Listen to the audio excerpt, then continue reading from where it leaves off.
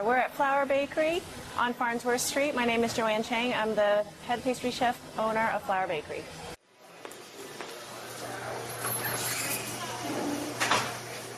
I experimented with a lot of different bread doughs to make the sticky bun recipe. One of the doughs that I worked with was a brioche dough that I learned when I worked at a French patisserie called Paillard Patisserie in New York. And what I really liked about the brioche dough in making sticky buns is that it makes for a really nice, soft and tender sticky bun.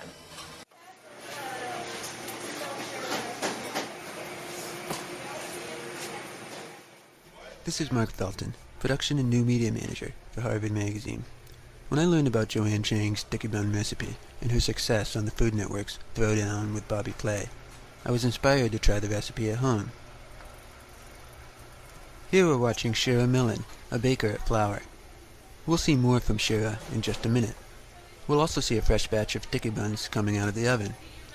But first, let's see how I did, following the recipe in the test kitchen.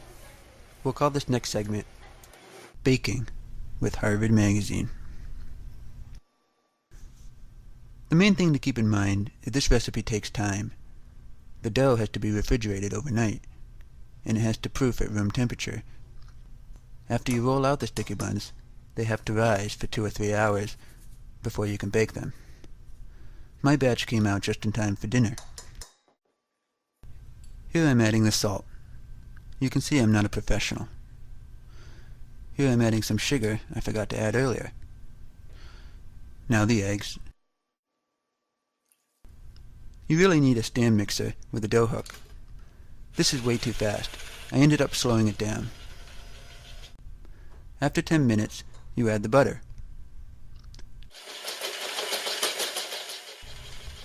The butter gives the dough a very sticky consistency.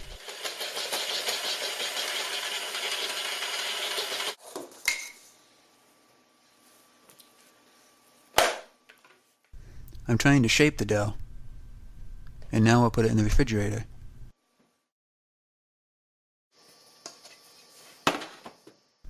Making the goo is probably my favorite part.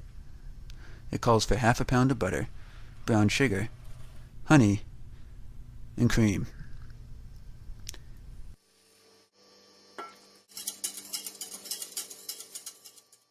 To assemble the sticky buns, I toasted some pecans, added brown sugar, cinnamon, more brown sugar, and mixed it all up. That's the topping. After flouring the work surface, I rolled out the dough. Let's see how Shira is doing at Flour.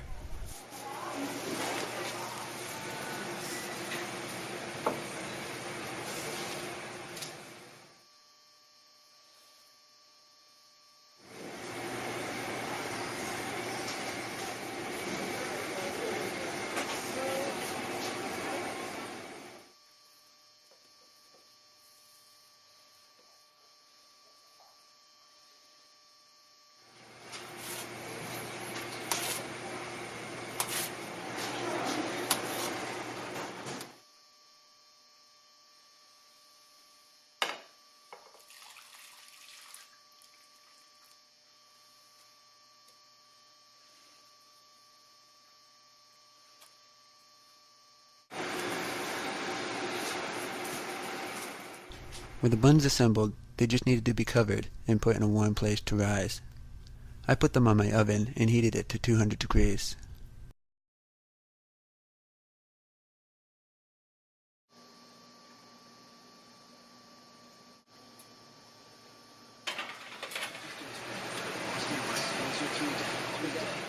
I asked Joanne where the trouble spots are in this recipe. It sounds simple, but just, not following the directions. I think a lot of times people mess up on pastry recipes because they're not careful. It's a pretty straightforward and easy recipe, but you do have to follow all the steps correctly.